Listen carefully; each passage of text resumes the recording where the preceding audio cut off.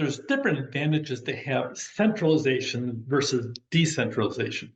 Generally we talk about decentralization, we're talking about the aspect of pushing things down closer to the customer.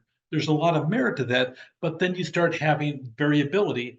And we just talked about the bullwhip effect and the aspect of variability. We kind of want to reduce that. So it just depends what you have.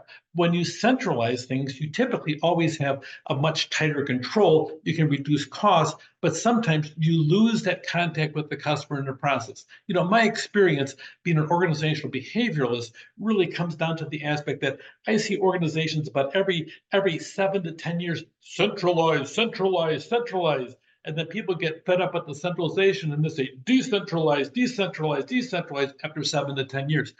I call it an organizational wave. You'll see it repeated in different levels in different ways. Here we're going to talk about the different aspects of it. The positive of decentralized, you have product levels distributed to locations across the country based upon volumes in the area. And customers can have the option of will call or same day delivery with a moderate cost.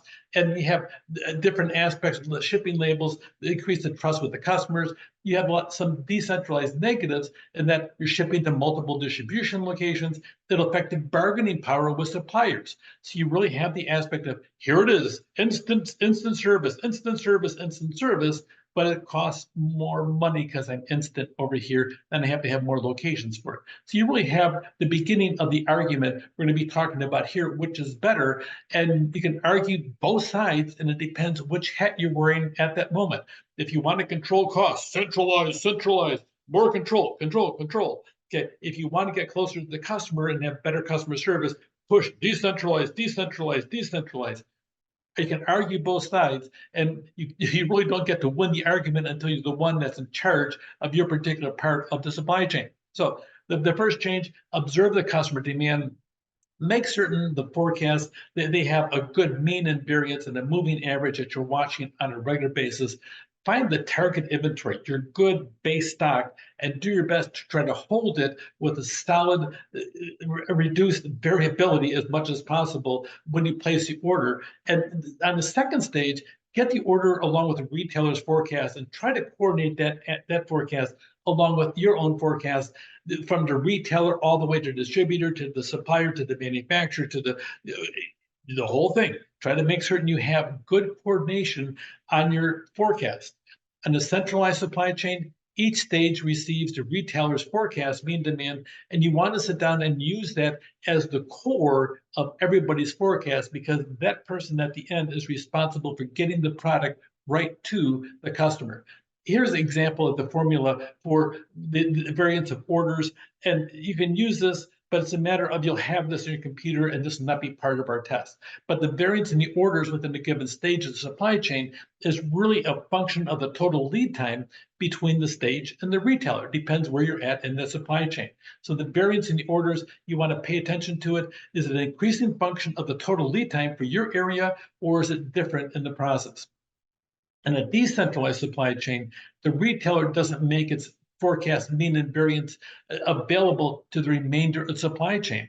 Okay, when that happens, no matter what you do, you can't have a centralization because of the fact the retailer has not revealed that. Sometimes they don't know. Sometimes they might have more people in the supply chain than you actually know about, and you might have a competing product, or you may end up a competing product that you don't know about, and also you might get blindsided and kicked out of the supply chain. So it just depends where you're at. The wholesaler's got to estimate really the demand to have that aspect of it. So sometimes you may want to have a much tighter control in a relationship with your retailer, but you might not be able to. So the variance in orders becomes larger. You have more variability in the supply chain and less predictability as to what you need to have for your base stock and also your safety stock on top of that. Either type of supply chain, centralized or decentralized, the variance in the order quantities become larger as we move up the supply chain. So here's your retailer, and no matter what happens, you're always going to have the bullwhip effect at some level. You tend to have, when you have a decentralized one where you don't know the forecast from the retailer, you're going to probably have more variability, more bullwhip effect if you have a decentralized versus a centralized. So it depends where you're at. it exists even when the demand information is completely centralized and all the stages, everybody's using the same forecasting, the same inventory policy. You're still going to have some variability. You're not going to get rid of that. That is part of the nature of a supply chain because you don't know what happens. You might have a massive storm sweeping a region that is critical to your product, and all of a sudden everybody stops buying for 4 or 5 days, and all of a sudden the 4 or 5 days you get a backlog of orders. It gets swamped, so you have a huge automatic bulb effect just based on weather. You might have a problem with planes, you might have a problem with trucks. It just depends what's happening out there. So no matter what you do, you're not going to eliminate uncertainty. Even if you have centralization with everybody sharing the same forecast, or decentralization where you don't know for some reason what the retailer is forecasting. So centralize your demand. The more you can do that, you can reduce the bulb effect at each stage using the same demand data. That's going to really reduce your uncertainty. Look at the aspect of reducing prices. In theory, if you reduce prices, more people are interested in your product. That works pretty good. So that being said, every day, low pricing. Sounds like we're working for Walmart here. Okay, so that being said, lead time reduction. The lead times, the more you can sit down and reduce that lead time, then the more you are certain as to what the end product is going to be. So reduce all that. And you want to use an electronic data interchange, an EDI, in the process. That'll help you reduce the whole process. And then build strategic partnerships. That way you can share data, and you can actually have a computer system to share data back and forth and everything in the process. And then sometimes you actually buy up the supply chain. That'll help you, or partner formally long-term in the supply chain. That really reduces that bulb effect because you're all singing the same tune, hopefully, at least in the process. So when it comes down to centralized versus decentralized, the more you centralize, the more data that you share, that you're going to be closer to that, really the customer demand. Watch the retailer's forecast as much as you can. You want to reduce the uncertainty, reduce the variability, and if you can reduce the lead time, you can better off. But then again, you might start drifting away from the actual servicing the customer, the one that actually is going to reach on that shelf and get the product.